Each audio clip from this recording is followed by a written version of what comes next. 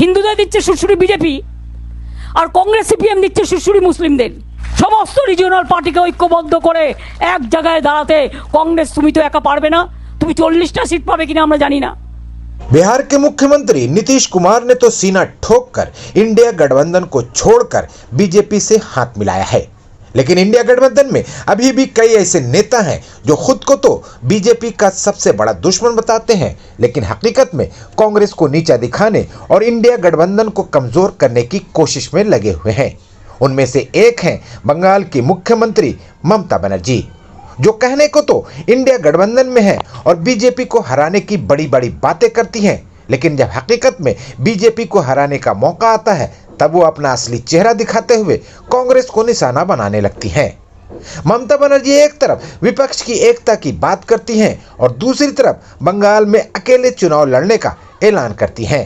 उन्होंने कांग्रेस के लिए बंगाल में महज 2 सीट छोड़ने का ऑफर दिया है। मजे की बात यह है कि कांग्रेस के पास बंगाल में पहले से ही 2 सीटें हैं। ममता बनर्जी कांग्रेस और इंडिया गठबंधन के बारे में जितना अनाप शनाप कह रही हैं, उतना तो बीजेपी भी कहने की हिम्मत नहीं जुटा पाती है। साफ पता चल रहा है कि कहीं पे है निगाहें और कहीं पे है निशाना।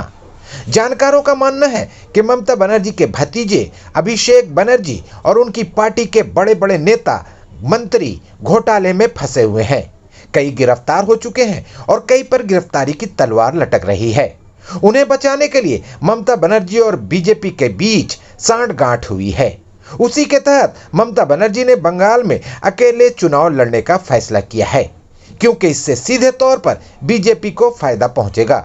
बीजेपी को फायदा पहुंचाने के लिए अब ममता बनर्जी ने कांग्रेस पर और जोर शोर से हमला करना शुरू कर दिया है और पूरे देश के लोगों को ये बताने की कोशिश कर रही हैं कि वो कांग्रेस को लोकसभा चुनाव में महज 40 सीट भी नहीं मिलेगी, यानी कांग्रेस को वोट देना बेकार है, इसलिए लोग बीजेपी को ही अपना वोट दें। खुद को मुसलमानों का मसीहा बताने वाली ममता बनर्जी जिस तरह से अपने परिवार को बचाने के लिए बीजेपी को फायदा पहुंचाने की कोशिश कर रही हैं, उसका खमियाजा मुसलमानों को ही भुगतना पड़ेगा। প্রথমেই চলে এলো বাংলায়, ভাবলো এখানে মুসলিমদের একটু সুরসুরি দিই, প্রথমেই চলে এলো বাংলায়। অর্থাৎ হিন্দুরা দিচ্ছে সুরসুরি, হিন্দুদের দিচ্ছে সুরসুরি বিজেপি, আর কংগ্রেস সিপিএম দিচ্ছে সুরসুরি মুসলিমদের।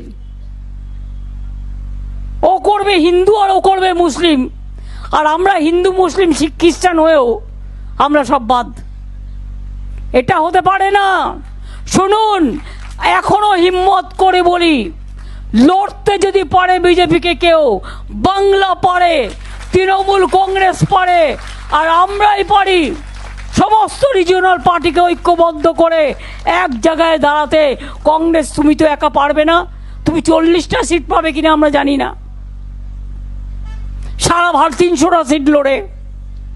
আজ তোমাদের এত অহংকার, এত অলংকার। আমি নাই বা কিছু চাইলাম, তাও আমি বলেছিলাম 2টো সিট তোমাদের দেবো, তোমাদের জিতিয়েও দেবো। বললো হবে না। আমি বললাম কটা চাই? 42টা। আচ্ছা 42টাই নিয়ে নাও। রিজেক্টেড। তারপর থেকে আমার সাথে আর কোনো সম্পর্ক নেই, কথাও হয়নি। বাংলায় প্রোগ্রাম করতে এসছি, আমরা নাকি ইন্ডিয়ান অ্যালায়েন্স। একবার তো ইনফরমেশনটা দেবে, অমুক দিন থেকে প্রোগ্রাম করতে যাচ্ছি বাংলায় এই রুট দিয়ে। আর তো কিছু চাই না। আমাকে কেউ তো বলেনি, আমি অ্যাডমিনিস্ট্রেশনের থ্রুতে শুনেছি। ডিরেক্টরকে কাউকে কাউকে ফোন করে বলেছে আমাদের গাড়িটা পাস করে দাও। আমাকে একবারের জন্য জানায়নি, আমি জানতেই পারিনি। তুমি বাংলা না বেছে ইউপি গেলে না কেন? বুকের পাটা থাকতো দেখতাম ইউপিতে এলাহাবাদে গিয়ে বিজেপিকে হারিয়ে এসো, বেনারসে গিয়ে হারিয়ে এসো, রাজস্থানে গিয়ে হারিয়ে এসো, যেটা জায়গা হেরেছো।